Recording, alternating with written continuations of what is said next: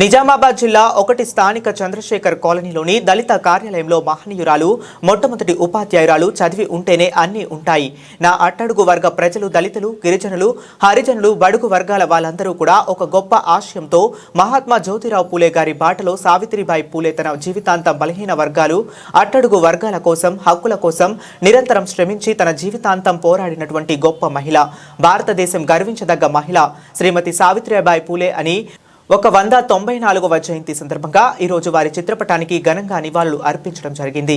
బంగారు సాయిలు సామాజిక కార్యకర్త, దళిత బహుజన నాయకులు కేశవల్లి రవి గారు, గురు నాయకులు కోనేరు సాయి కుమార్, సిద్ధం రాజేందర్ గారు, మాల మహానాడు జిల్లా కార్యదర్శి సంగం రాజన్న గారు తదితరులు పాల్గొన్నారు. ఈ సందర్భంగా కోనేరు సాయి కుమార్ గారు, బంగారు సాయిల్ గారు మాట్లాడుతూ మహిళల్లో చైతన్యం రావాలి అని, దేశంలో దళితుల, బడుగు బలహీన వర్గాల హక్కుల గురించి చేయి చేయి కలిపి ఒకటిగా పోరాటం చేసేంత వరకు నిద్రపోకూడదని పిలుపునివ్వడం జరిగింది.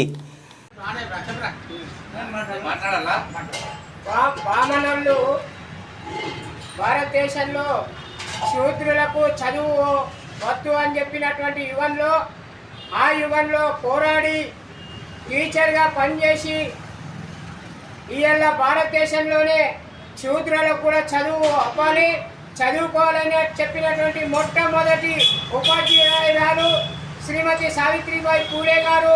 వారి యొక్క జయంతి సందర్భంగా ఈరోజు 194వ జయంతి సందర్భంగా చంద్రశేఖర్ కాలనీలో ఏర్పాటు చేసినటువంటి కార్యక్రమంలో పెద్దలు గౌరవనీయులు బంగారు సాయిల్ గారు, కేశవల్లి రవి గారు, రాజు గారు, సాయన్న గారు, రాజన్న గారు, సుమన్ గారు ఇచ్చేశారు. కాబట్టి ఈ సందర్భంగా ఒకటే తెలియజేయాలనుకుంటున్నాం. ఏమిటి అని అంటే, ఈ దేశంలో ఎస్సీ, ఎస్టీ, బీసీ అట్టడుగున ఉన్నటువంటి వర్గాలు ఎవరైతే ఉన్నారో వారందరికీ కూడా అందరితో సమానంగా భారతదేశంలో హక్కులు కల్పించి వారి కోసం నిరంతరం తన శ్రమను ఓర్చి పూలే గారు చెప్పినటువంటి బాటలో వారి సతీమణిగా సావిత్రిబాయి పూలే గారు జీవితాంతము అట్టడుగు వర్గాల కోసం పోరాటమే కాదు, వారి కోసము తన యొక్క జీవితాన్ని త్యాగం చేసినటువంటి మహాత్మురాలు, మహనీయురాలు. వారి జయంతి సందర్భంగా ఈరోజు మనం కూడా ఇప్పటికి కూడా దేశంలో ఇంకా చాలా చోట్ల అక్షరాస్యత లేనటువంటి వాళ్ళు, నిరక్షరాస్యులుగా ఉన్నటువంటి వాళ్ళు చాలామంది రోజు కష్టం చేసుకుంటేనే పొట్టగడవనటువంటి వాళ్ళు ఉన్నారు.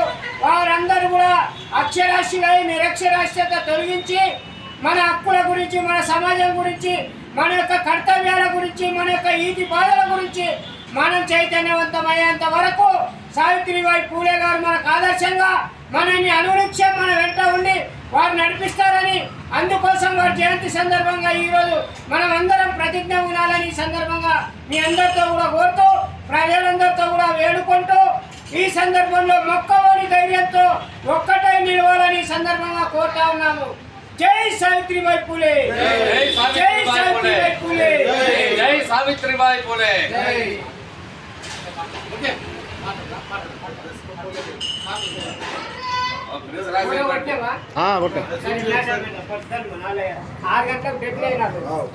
పంపించేసి